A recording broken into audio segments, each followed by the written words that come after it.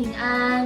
我们一起来读解经句第18篇，在罗马书12章12节，在盼望中要喜乐，在患难中要忍耐，祷告要恒切。